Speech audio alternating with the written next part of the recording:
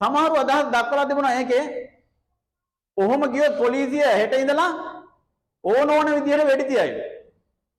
එහෙම තිබුණා අදහස්.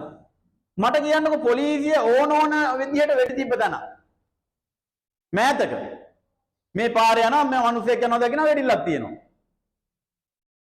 එහෙම පිස්සෝ ගන්නවද පොලිසියට?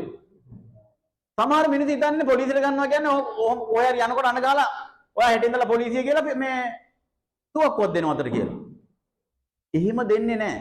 ඔයාලා දන්නවද පොලිස් නිලධාරී උදේට ඔය ඩියුටි යන්න ඔය වෙපන් එක පිස්තෝලේ හරි මොකක් හරි ගන්නේ ප්‍රාර්ථනාවක් කරලා. මොකද්ද? මට හවස මේ වෙපන් එක ගෙනල්ලා බාර දෙනකන් මේක පත්තු කරන්න නම් අවස්ථාවක් උදා වෙන්න එපා කියලා. අවස්ථාව ආවොත් වෙඩි තියන්න නැතු ඉන්න එක නෙමෙයි. ප්‍රාර්ථනා මොකද්ද? මේක නම් වෙඩි තියන්න සිද්ධ වෙන්න එපා. ඒකට හේතුව මොකද්ද? මම දකින්නවා තව කෙනෙක් අතුරෙක් හරි සතෙක් හරි බල්ලෙකුටවත් වෙඩි තිබ්බොත් මැරෙනවා මම දකින්නවනේ. ඒකට කිසිම මිනිහෙක් කැමති නැහැ. අපි හිතමු දැන් වෙඩි තියලා නිදහස් වෙන්න ඕනම තරම් අවස්ථාවක් තියෙනවා කියලා. ඒත් එයා කැමති නැහැ. එයා අතින් කෙනෙක් මැරෙනවට. එහෙම කැමති මිනිස්සු පොලිසියේ නැහැ. ඇයි හිතට මහ වදයක් ඒක. කවුරුත් කියනවා මං කෙනෙකුට වෙඩි තිබ්බා කියලා hina වෙවි ආඩම්බරෙන් ඉන්නවද? එහෙම මිනිස්සු නැහැ. පාතාලෙවත් එහෙම නැතුව ඇති. ඔය පෙන්නුවාට බොරුවට. එතකොට කොහොමද කියන්නේ පොලිසිය ඕනෝනේ හෙට ඉඳලා වෙඩි තියයි කියලා? මං හොඳ ආකාරම දන්නා පොලිසිය වෙඩි තියන්නේ බැරිම අවස්ථාවකම තමයි. පැනලා දුවන්න පුළුවන් නම් පැනලා දුවලා හරි යනවා පොලිසිය. ඔය සමහර කෙනා දුවකු තිබිලත් වෙඩි තිබ්බේ නැහැ කියලා. ඇයි ඒ? කැමති නැහැ වෙඩි තියන්න. අනිත් කෙනාව මරන්න. හැබැයි එහෙම කියලා තමන් මැරෙන්න කැමතිද? අනේ මං කවුරුත් මරන්න කැමති නැහැ එහෙනම් මාව මරපන් කියලා. එහෙමයි පොලිසිය නැහැ. එහෙමයි පොලිසිය නැහැ.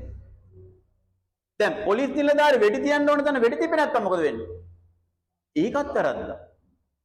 එතකොට ඔය මිනිස්සු කියනවා කිව්ව මිනිස්සු වැඩක් නැහැනේ පොලිසිය ඉඳලා.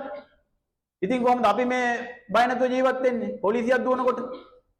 එහෙම කියනවා. ඒ හින්දා ඒ සිද්ධිය ගැන කියනවා නෙමෙයි මා දන්නා තරමින් නිකරුණේ වෙඩි තියන්නේ නැත. අනෙක් අතට සමාජයටම කරදරයක් වෙච්ච පුද්ගලයෝ ඒ සමාජයෙන් දන්නවා.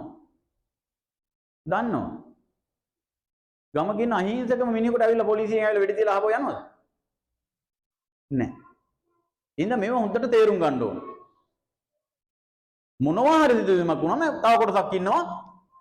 ඒකට මොනවා හරි ප්‍රශ්නයක් දාන්න. ඒවට සිද්ධිය වුණාම අපේ සමාජ මාධ්‍ය වලින් නෙවෙයි කරුණාකාරණ අරගෙන ඒකට තීන්දුව දෙන්නේ කොහින්ද? උසාවියෙන්. දැන් ඒ වෙඩි තිබ්බ පොලිස් නිලධාරියා වෙඩි තිබ්බ එහෙනම් මං මේ ගෙදර ගිහලා හෙට එන්නම් කියලා යනවද? නෑ යාට කරන්න ගොඩාක් වැඩ තියෙනවා. ඒ හින්දා කෙනෙක් වෙඩි තියන්නේ නෑ ලේසියකට. ඇයි ඒ? වෙඩි තියලා වෙලා තුවක්කු දීලා ගෙදර යනවද? මං ඒකට වෙඩි තියලා ආවේ කියලා ඔය මහත්තයාට කියලා. නෑ ඔයාලා නොදන්න වුණාට ගොඩාක් තියෙනවා. කරුණු කාරණා ඒ පොලිස් නිලධාරි දන්නවා. එතන ඉඳලම එයාට සති ගානක් යනකම් ඒ දේ කරන්න තියෙනවා. ඒ දේ සම්බන්ධ රාජකාරී. උසාවිය යන්න තියෙනවා, ඔප්පු කරන්න තියෙනවා.